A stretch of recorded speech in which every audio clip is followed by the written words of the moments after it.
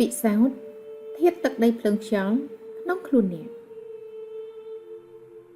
តើអ្នកដឹងឬទេថាក្នុងខ្លួនអ្នកមានបន្ទប់មួយជាចំហស្អាតបរិសុទ្ធទំនេរស្ងាត់ឈឹងជាទីសម្រាប់សម្រួលចិត្តភ្លាមស្រួលខ្លួនណាស់ខ្ញុំនឹងនាំអ្នកទៅពិសោធន៍បន្ទប់នេះភ្លាមនាពេលនេះតែម្ដងក្នុងលក្ខខណ្ឌអ្នកព្រមធ្វើតាមការណែនាំរបស់ខ្ញុំគ្រប់យ៉ាងដោយជ្រះថ្លាស្មោះអស់ពីបេះដូងក្នុងពេលនេះសូមអ្នកបញ្ឈប់សកម្មភាពគ្រប់យ៉ាងមួយផ្លែតចូលអ្នកកុំគិតពិចារណាចូលជួសកម្មភាពខួរក្បាលទុកមួយផ្លែតយ៉ាងហោចណាស់ពេលបដិបត្តិនេះតែម្ដងហាមគុំរំពឹងទុកជាមុនថានឹងបានឃើញអ្វីឡើយសូមគ្រាន់តែប្រឡែងខ្លួនធ្វើតាមខ្ញុំប្រាប់ជាការស្រេចដើម្បីពិសោធន៍ទឹកដីភ្លើងខ្យល់ក្នុងខ្លួននោះសូមអ្នកដើរចូលទៅក្នុងខ្លួនជាមួយខ្ញុំសូមពិសោធន៍ដើរតួចូលតួតាមការប្រឡែងបុគ្គលខ្ញុំហើយឡើងកម្មចន្ទាខ្ពស់ឡើងពង្រីកវិសាលភាពក្នុងខ្លួនឲ្យទូលាយឡើងធំឡើងតាមរយៈពាក្យពេចន៍ជាលំដាប់លំដោយដូចខាងក្រោមតើអ្នកប្រុងប្រៀបហើយឬនៅឥឡូវយើងចាប់ផ្ដើមសូមអង្គុយសម្រួលធម្មតាភ្មិចភ្នែកហើយស្ដាប់និងធ្វើតាមការណែនាំដូចតទៅជំហានទី1ខ្ញុំឈ្មោះសំណុំអ្នកត្រូវនិយាយឈ្មោះអ្នកដើរតួជារូបអ្នកពេលនេះអ្នកនៅនឹងតួបុគ្គលរបស់អ្នកផ្ទាល់អ្នកមានឈ្មោះពិតមានគ្រួសារមានចំណេះវិជ្ជាត្រឹមនេះអ្នកធ្លាប់ឆ្លងកាត់ជីវិតបែបនេះអ្នកកាន់ព្រះពុទ្ធសាសនាអ្នកជាអ្នកកាន់គណបកប្រជាធិបតេយ្យឡាបញ្ហាក្នុងជីវិតទាំងឡាយនឹងផុសឡើងការត្រេកអរកំហឹងភ័យព្រួយគំនុំផុសឡើងអ្នកពិតជាជួបនឹងអារម្មណ៍ប្លែកប្រែប្រួលទៅតាមដំណើរឆ្លងកាត់នៃជីវិតជាក់ស្ដែង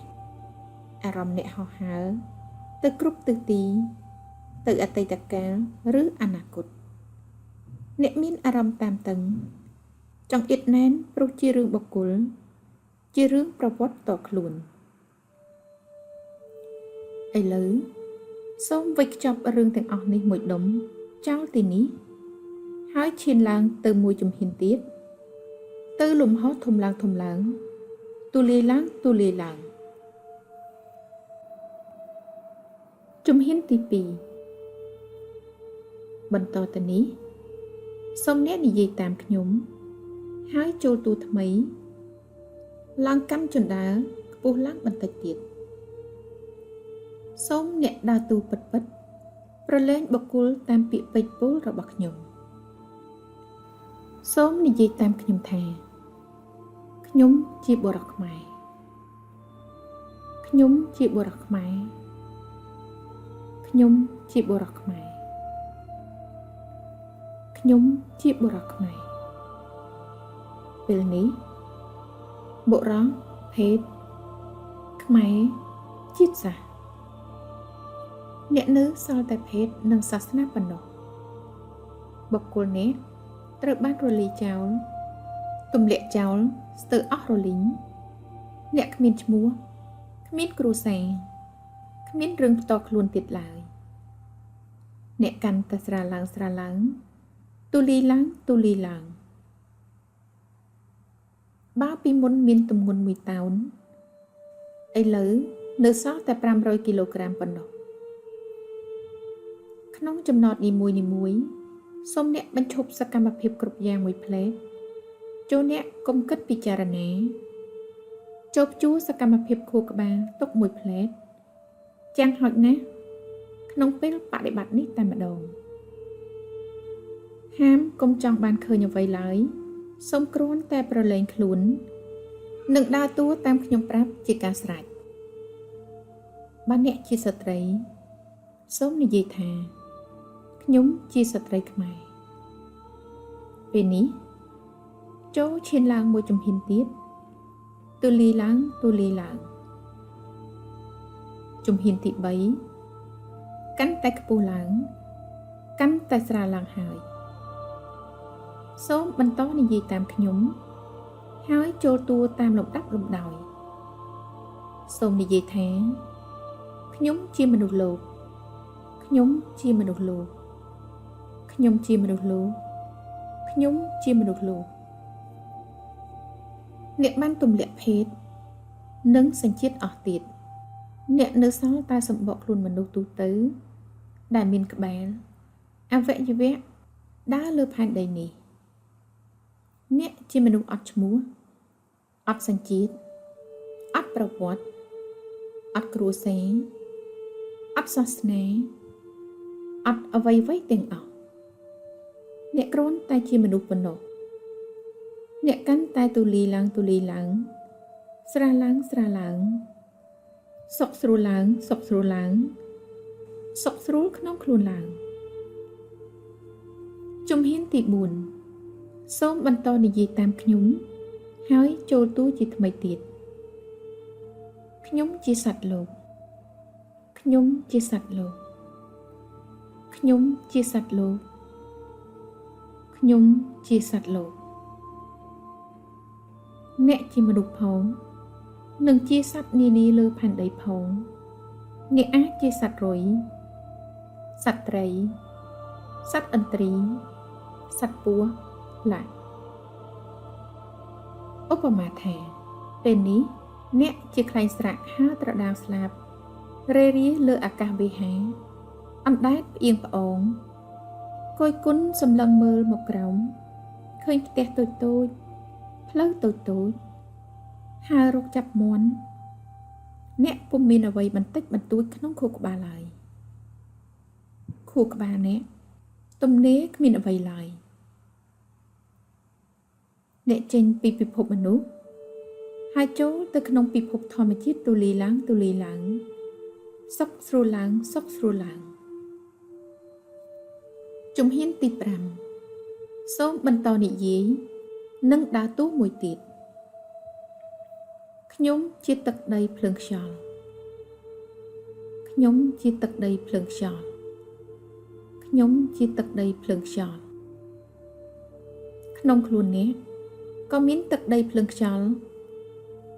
រូបកាយអ្នកផ្សំឡើងដោយធាតុទាំងនេះធាតុទាំងអស់នេះមាននៅក្នុងដើមឈើមាននៅក្នុងសត្វក្នុងទឹកសមុទ្រព្រះច័ន្ទកាយឡាអ្នកនិងធម្មជាតិទាំងមូលคล้ายទៅជាតែមួយអ្នករលាយចូលទៅជាធម្មជាតិទាំងមូលអ្នករលាស់ចោលអ្នកទម្លាក់អ្វីៗអស់រលីងអ្នកទៅជាទទេអ្នកជាលំហ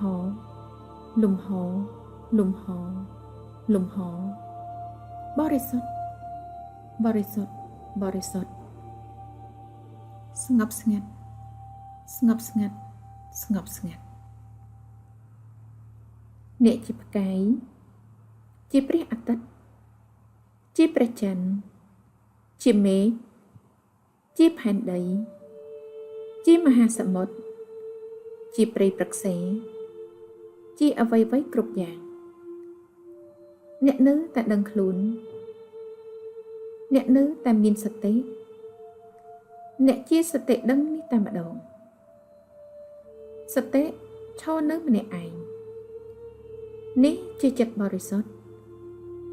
នេះជារូបពិតរបស់អ្នកសូមសំងំនៅទីនេះមួយផ្លែតទីនេះគ្មានអ្វីទាំងអស់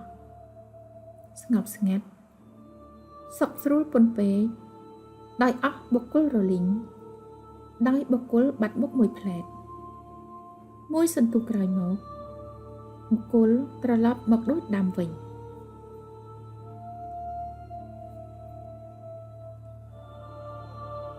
ការពិសោធន៍ក្នុងខ្លួនឯងនៅជាមួយមនុស្សពិតនៅជាព្រលឹងបរិសុទ្ធក្នុងខ្លួននេះអស្ចារ្យណាស់មែនទេថ្ងៃក្រោយបានអ្នកចង់ពិសោធន៍ម្ដងទៀត សូមកុំរំពឹងទុកថានឹងកើតមានអ្វីឡើយបើពុំដូច្នោះទេអ្នកពុំអាចចូលទៅពិសោធន៍ម្ដងទៀតបានឡើយមានអ្នកខ្លះពេលធ្វើដំណើរជាមួយខ្ញុំខាងលើនេះដាច់ខ្សែតែមិនទាន់ប្រហែលមកពីប្រើកំណត់ច្រើនទូបុគ្គលក្រាស់ពេកជាប់គុណជាប់ក្នុងសំណាញ់បុគ្គលតែចូលកុំអស់សង្ឃឹមចូលអ្នកស្ដាប់សំឡេងនេះម្ដងទៀតចូលដើរទូជាច្រើនដងអ្នកនឹងបានទៅដល់ដូចប្រាថ្នាប្រពៃបំផុតចូលបដិបត្តិនៅពេលភ្ញាក់ពីដេកសូមបញ្ជាក់ថាបានអ្នកទៅដល់ដំណាក់កាលលំហទទេបានតែម្ដងជាតិនេះអ្នកពិតជាបានរួចរំដោះទោះកម្រិតទាបក៏ដោយពីព្រោះអ្នកពិសោធន៍ឃើញថាក្នុងខ្លួនអ្នកមានពីរបន្ទប់ចង្អៀតណែននៃបុគ្គលនិងបន្ទប់ទូលាយបន្ទប់គ្មានបុគ្គលលោកអ្នកប្រាជ្ញម្នាក់ប្រៀបធៀបការរកឃើញមនុស្សពិតក្នុងខ្លួននេះដូចជាទារកដែលបានសម្រាលចេញពីផ្ទៃមេដា